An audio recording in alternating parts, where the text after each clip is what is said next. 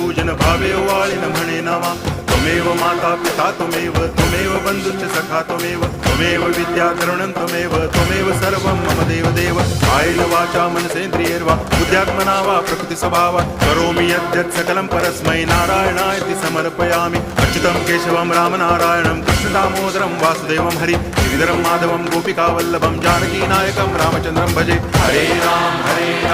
Ram Ram Hare Hare Hare Krishna